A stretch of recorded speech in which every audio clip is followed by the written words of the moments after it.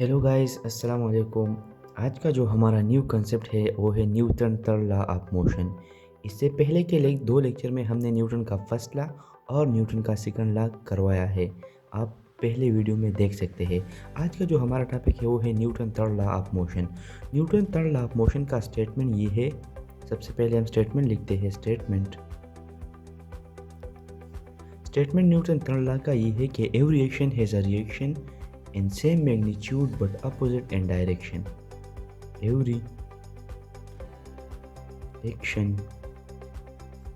is a reaction in same magnitude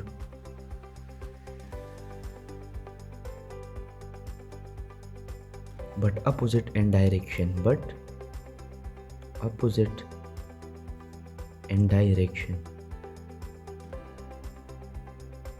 इसका मतलब ये होता है कि हमारे पास अगर दो बॉडीज़ होते हैं, इसका एक्सप्लेनेशन हम एक डायग्राम से करते हैं।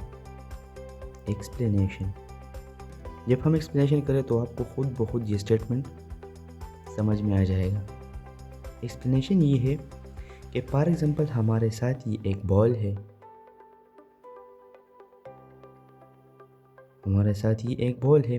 और इस पर किसी ने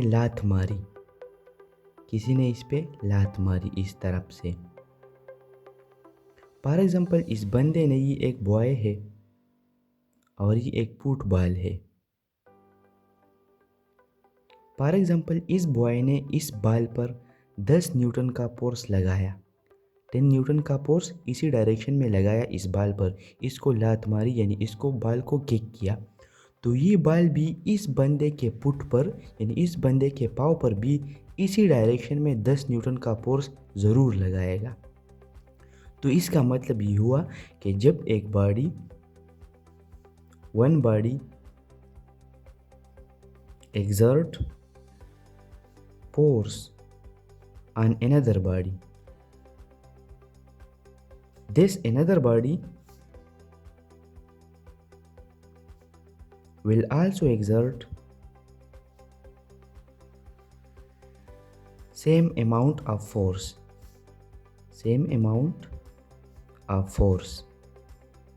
इसका मतलब ये है कि जितना फोर्स आपने इस बॉल पर लगाया उतना ही फोर्स ये बॉल आप पर लगाएगा। जब हम किसी फुटबॉल को लात मारते हैं तो हमको भी ये पेन, यानी ये दर्द महसूस होता है। ये बॉल ने भी हमें लात मारी, लेकिन हमें महसूस नहीं होता, क्योंकि हमारा मास इस बॉल के मास के लिहाज से बहुत बड़ा है, तो इसलिए हमें महसूस नहीं होता। और इस बॉल का मास हमारे निस्बत से बहुत कम है, तो इसी वजह से ये बॉल आगे की तरफ मूव करता है, मोशन स्टार्ट करता है। तो न्यूटन थर्ड लॉ का स्टेटमेंट ये है कि every action has a reaction.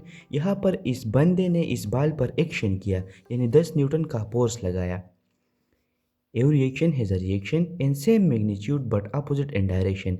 इस बंदे ने इस बॉल पर एक्शन किया, उसके अपोजिट रिएक्शन में इस फुटबॉल ने इस बंदे पर भी फोर्स लगाया।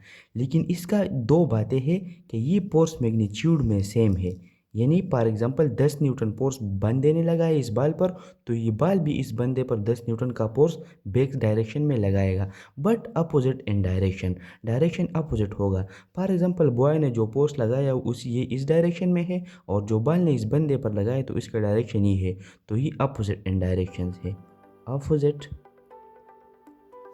इन डायरेक्शन, ये अहम बात है इसमें, ये डायरेक्शन फोर्स इसका अपोजिट होता है। अब हमारे साथ न्यूटन थर्ड लॉ से रिलेटेड कुछ मेन पॉइंट्स है, और ये पॉइंट्स बहुत इंपॉर्टेंट है न्यूटन लॉस के लिहाज से।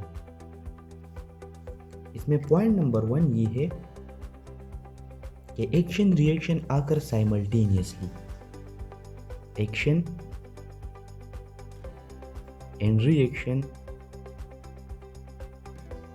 occurs simultaneously। इसका मतलब ये है, साइमल्टेनियसली का मतलब है एक वक्त पर। यानी एक बॉडी ने दूसरे बॉडी पर जिस वक्त फोर्स लगाया, यानी एक बॉडी ने जिस वक्त पर फोर्स लगाया, फॉर एग्जांपल वो बाल था एग्जांपल, जिस बाल पर इस बंदे ने जिस वक्त पर फॉर एग्जांपल 2:05 और 3 सेकंड पर इस बंदे ने 10 न्यूटन का फोर्स इस बाल पर लगाया, तो उसी वक्त यानी उस 2:05 पर ये बाल भी इस बंदे पर फोर्स लगाएगा। साइमल्टेनियसली का मतलब ये है कि एक वक्त पर जिस वक्त पर ये बंदा इस बाल पर फोर्स लगाता है, तो उसी वक्त में ये बाल भी उस बंदे पर फोर्स लगाता है। ये कोई डिले प्रोसेस नहीं है, ये साइमल्टेनियसली प्रोसेस है, एक वक्त पर आता है। एक होता है डिले प्रोसेस जिसमें एक बॉडी दूसरी बॉडी पर फोर्स लगाती है, लेकिन वो दूसरी बॉडी उसी बॉडी पर कुछ देर बाद फोर्स लगाता है। और एक होता है साइमल्टेनियसली, जो एक वक्त पर जिस वक्त पर आपने फोर्स लगाया उसी वक्त ही में वो दूसरी बॉडी आप पर ही फोर्स लगाएगा। पॉइंट नंबर 1 ये है। दूसरा पॉइंट ये है कि action reaction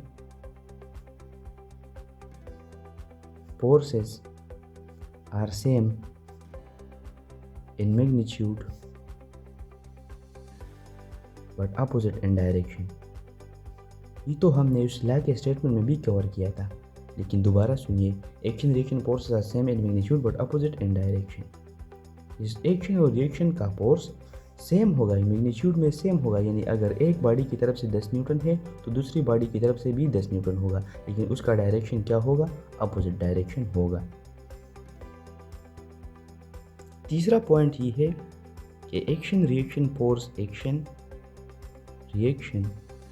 force does not cancel the effect of each other because it acts on different bodies.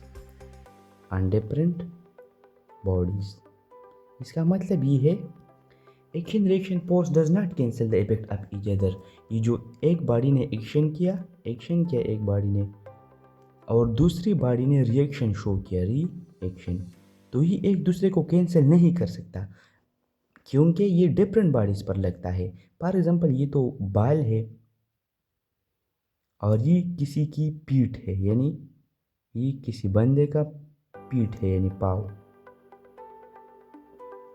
ये डिफरेंट बॉडीज है, बाल भी डिफरेंट बॉडी है और ये पाँव भी एक डिफरेंट बॉडी है। ये दोनों बॉडीज एक दूसरे से डिफरेंट है, तो इसलिए ये बॉडी एक दूसरे पर फोर्स लगाते हैं, ये एक दूसरे का फोर्स कैंसिल नहीं करते। Action reaction force does not cancel the effect of each other. ये एक दूसरे का इफेक्ट कैंसिल नहीं कर सकते, क्योंकि because it acts on different body, ये डिफरेंट बॉडीज पर लगता है। एक्शन एक बॉडी पर लगता है और रिएक्शन उस दूसरी बॉडी पर लगता है, यानी एक्शन बाल पर लगता है और रिएक्शन हमारे साथ इस पाव पर लगता है। तो इससे ये क्लियर होता है। अभी इसका मैथमेटिकल फॉर्म ये है, मैथमेटिकल